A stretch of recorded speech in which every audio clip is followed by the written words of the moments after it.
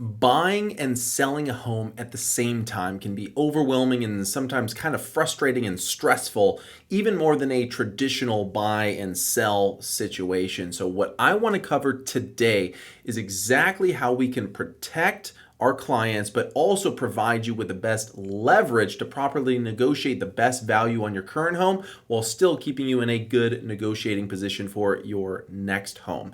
Hi, I'm Jacob Lawler, the team lead for the Lawler Luxury Group of First Team Real Estate, and I can't wait to share with you the forms that we use to protect our clients to make sure that you guys don't really have a U-Haul in your front yard with nowhere to go with it. Because I know that's always the biggest concern when deciding to sell your current home and moving to another one. It's kind of that chicken or the egg situation where it's that double-edged sword of, I don't want to sell unless I have a place to buy, but I can't buy until I sell. And I totally understand the question and the dialogue that you guys probably have with yourself on what's the right way to do it. So I want to at least share with you the forms themselves in terms of how we can protect you. That way you don't end up homeless and forcing yourself to sell with nowhere to go. So I have right here kind of a little cover sheet that I'm just calling a buy and sell contingency form. Buying and selling at the same time can be a scary and tricky process if you don't have the right guidance. So what we do is we help navigate the important details and timelines throughout this whole transition, helping you maximize your current home's value while maintaining a strong negotiation on your next. So what we do is we really ensure that you're properly protected so you don't end up homeless. Because I know that's really one of the biggest concerns of deciding to list your home without yet finding where you want to go. Because again, back to that, chicken or the egg situation of, do we list before we find it? And then do we decide to put our home on the market, but we don't know where to go? But what if we don't get an offer? Or what if we don't get, all those questions? So I want to at least go over the forms with you so you don't just take us at our word of you'll be okay, but the actual forms themselves that we build into the agreements to make sure that you're properly protected. Now, there's two main forms that we're going to be going over in this video and two main forms to protect you. Number one is this seller's purchase of replacement property form and the contingency for sale of buyer's property, and they're used in two separate occasions. This one, the seller's purchase of replacement property, is the form that we utilize when you are the sellers and you are selling your home contingent, meaning subject to you finding a replacement property. Because without this form, when you sign an offer from a buyer, you are, in a sense, or not even in a sense, you are contractually obligated to sell your home to that buyer. With this form here, what this is an addendum to the form that gets added to the agreement that says, yes, Mr. and Mrs. Buyers, we are going to be selling our home to you so long as these items get satisfied. So let's go over what those are. So this is, again, just talking about what this is in relation to your property, the buyer, the seller. And then it says finding a replacement property. So this agreement is contingent on the seller, meaning you at this stage, entering into contract to acquire a replacement property or identifying a suitable property to move, aka finding replacement property. Seller, the default, shall within 17 days after acceptance, so 2.5 weeks, remove this contingency or cancel this agreement. So by default, with this addendum added in, it's saying that you have up to 17 days from the time of accepting this offer from the buyer to locate and enter into contract, aka get an offer accepted on what we in the industry call your up leg or the property that you're moving to. So this can be modified from 17 to 30 days, or whatever is acceptable to the buyer. Just know that the longer we prolong this process, the less likely a buyer is to want to stay in the game with you. But whatever it may be, we can find a buyer who just falls in love and says, absolutely, you need 60 days, 90 days, whatever you need, just give us an opportunity at the house. So just know that by default, it's 17 days, and anything longer than that may concern a buyer a little bit more. And if you shorten that time frame, it may concern them less. That is by default. Now, if you've already entered into contract, you can select the B, and the seller has entered into a contract and who the escrow holder is. That's usually not when we utilize this form. Now, here's something that a lot of agents even forget about, is this is not defaulted. You actually have to physically check this box, and that is step C, if checked, close of replacement property. So by default, you have those 17 days to enter into contract or open escrow with a replacement property. But C is we would check that box to close on the property. It says the agreement is contingent on the seller, meaning you, ability on seller's ability to close escrow on the replacement property.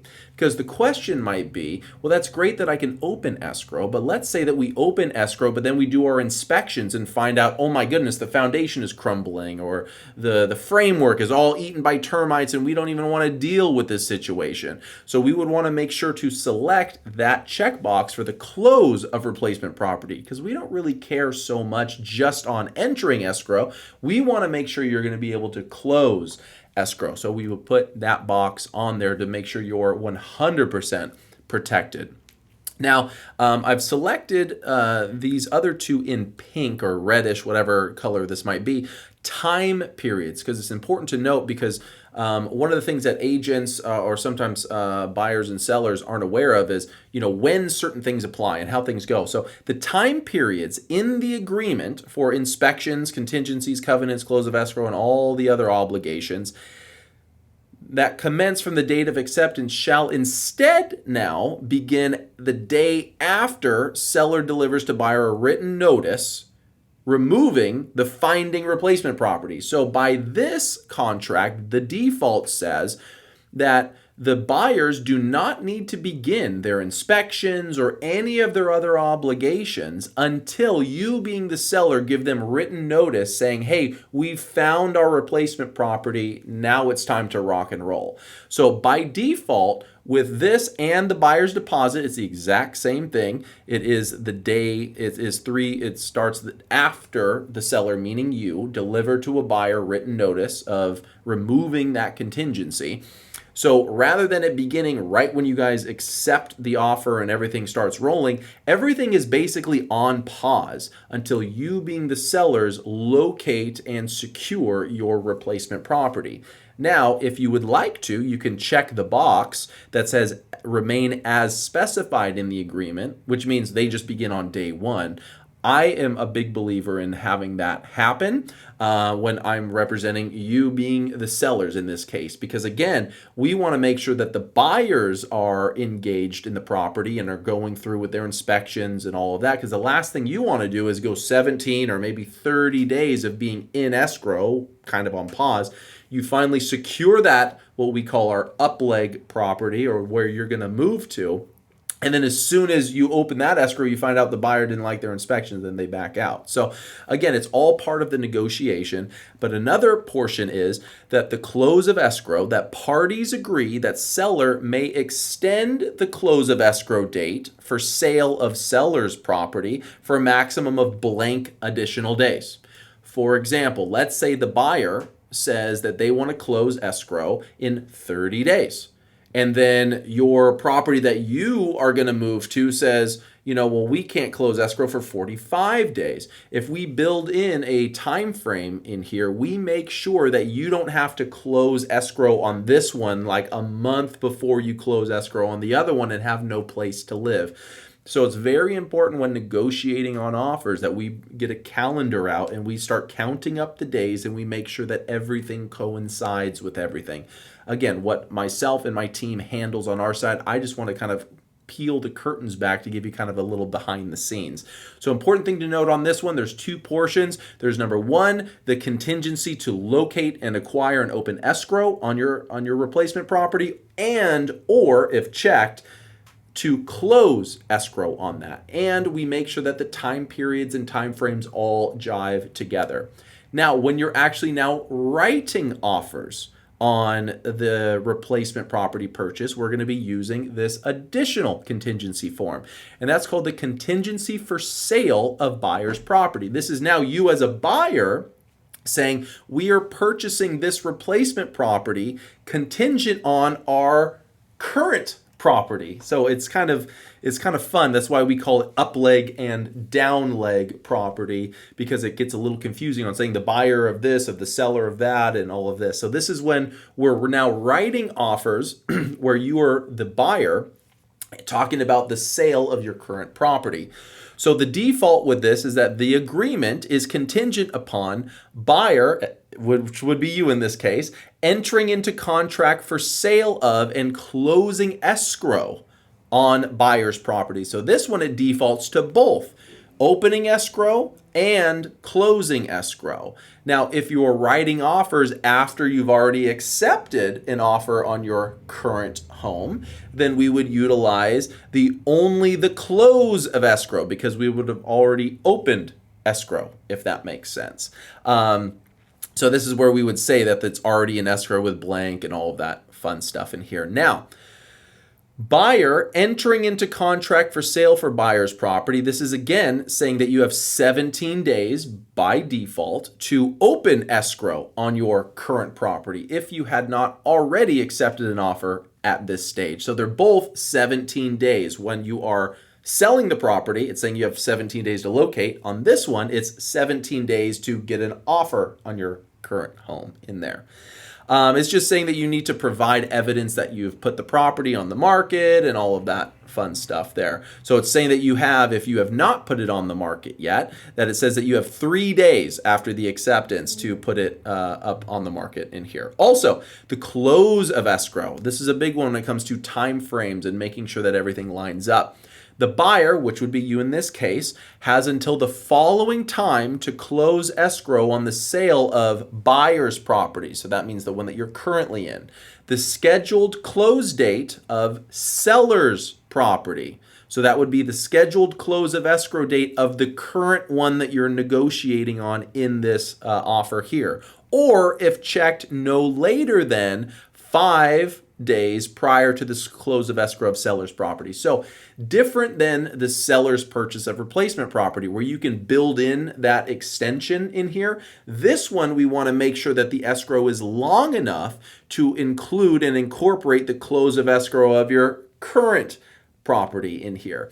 So they're both floating numbers at the beginning. Once we lock one number in, meaning the close of escrow time frame of whichever one we negotiate on first, we just want to make sure that we allow enough time for both of them to close with this form in here. So the big thing is making sure that the escrow is long enough to include the close of escrow of your current property. It may sound complicated, but that's what we handle and that's what we take care of on our side. Again, we've never had a client end up homeless or a U-Haul in the front yard with nowhere to go, and we're not planning on starting with you. Now, one of the things about the closing of escrow and cancellations, because unfortunately cancellations do happen. It's usually approximately 10 to 12% of the time escrows do cancel and fall out. So in this particular form, it says if buyer's property, meaning your current home that you're living in, enters into escrow and either party of that gives the other party a notice to cancellation, then the buyer, meaning you, must within 2 days deliver to seller notice of that cancellation. So we can't hide it from the seller if the buyer of your home ends up canceling the deal and saying, oh, let's get somebody else in there, they'll never know. We can't hide that from them. We do have to notify them, and we'll get into that in a second. Now, if you're a buyer and you offer for a property that we're talking about on this one and the seller accepts it, the seller would have to put it into a status called backup offer status, which would say that there is an offer on the property, but they are allowing the property to still remain to be shown for backup offers. And that's what this is talking about here. The seller shall have the right to continue to offer seller's property for sale for backup offers. They can't keep it in active status, but they can put it into a special status on the MLS called backup offers. Now, what it says is if the seller accepts a written backup offer, meaning if somebody else then comes in and writes an offer and the seller of this home accepts it as what's called a backup offer, then the next part of this agreement happens. And it says that the seller at this stage would be able to give you, being the buyer, a notice to, number one, remove this contingency.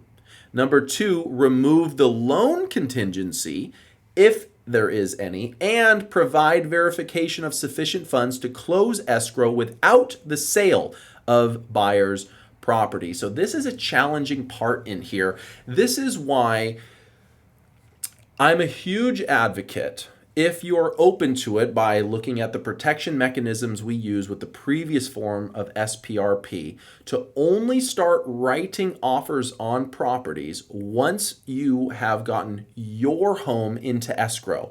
Because if you are only able to purchase your replacement property with the funds from your current property, you won't be able to satisfy this clause. Because again, it says that if the seller accepts a backup offer, meaning somebody else writes an offer and the seller accepts it as a backup, then the seller can give you a notice that says to remove this contingency, remove the loan contingency, and provide verification of sufficient funds to close escrow without the sale of buyer's property.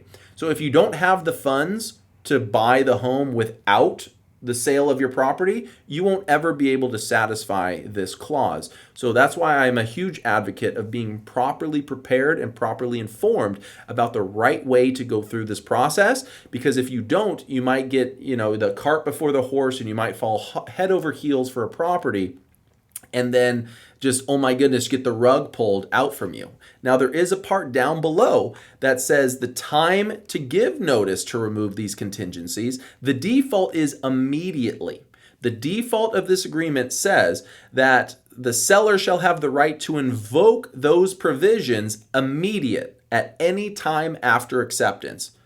Right? So it says that you must do that within 2 days. So imagine you get your offer accepted, and then, oh my goodness, you're so excited because now you just got an offer accepted on your current home, and you're just opening 2 escrows at one time. You're so excited because now you're being ready to plan your move. And then all of a sudden you get this notice to invoke these provisions immediately, saying in 2 days, you got to show us how to do this. Heart-wrenching. What you can do is then select delayed right to notify, that they can't do it any earlier than 17 days after acceptance. But again, if you're not able to provide that, it doesn't matter whether it's day 2 or day 17. If you need the funds, you won't be able to provide sufficient funds to close without it. So it's either going to be that or the third run, which is the no right to notify buyer. Sellers shall not have the right to invoke during the entire term of the agreement. I can just let you know, with over 12 years of experience and a tremendous amount of management experience where I was overseeing hundreds upon hundreds of transactions per year, every single time a listing agent and a seller will counter out that provision because they don't want to be held hostage in their mind for the entire term, because what if, right? So something to keep in mind. It is possible, but again, a tremendous percentage of the time, that's going to be a failing proposition in there. So let's talk about the seller's right to cancel. Now, of course, if you don't hold up your end of the bargain of a buyer at this stage, they're going to be able to cancel on you. So this is a bunch of different specific ways where it basically says if you don't get your property into escrow by a certain time, you don't provide us evidence or all that. But the big one is if the buyer, meaning you, gives notice to the seller that any party, meaning you or your buyer of your current home, gives notice of cancellation of the contract of that property. So let's say you enter escrow into this property, the one that we're talking about here, and then the buyer who ends up buying your home gets their inspections and then they decide to back out. Even if it's within that 17-day window, the seller can still give you the notice that, hey, because that buyer ended up backing out, we are going to cancel on you and start over with somebody else. So it's something important to keep in mind. That's why, again, I'm a big advocate of getting the property into escrow first where you're currently living.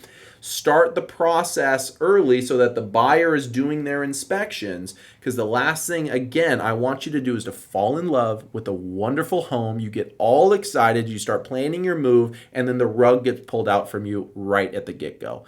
I don't want that, and even worse if it gets pulled out toward the later half of it where you already started scheduling movers and all that, the worst thing ever.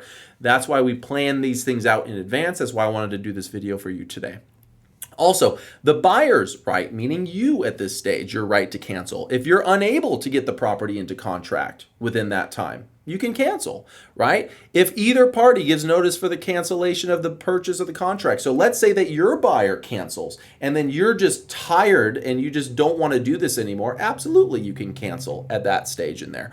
Or if the buyer is unable to close on the property within the time specified. It's all built into that contingency. The only thing different about this one compared to the SPRP, the time for performance shall begin as specified in the agreement. Versus in the other one, everything was on pause until there was notification given. This one, it's the reverse. The default is it begins as agreed in the contract, so right there on day one, or if you check the box, it can be on the day after buyer delivers to seller the evidence of it entering into contract. But I just wanted to share with you kind of the outline of the two most important forms to make sure that you have a good experience on your buy and sell. Sometimes these forms can be a little bit complicated. That's what we specialize in here at the Lawler Luxury Group. We spend the time truly combing through the contract, knowing all the ins and outs, to know the loopholes, to know the potential pitfalls to help you avoid them, because the last thing we want is for you to have a bad experience, and what we're all about is having you have the best experience to work with us. So I'll see you on the next one.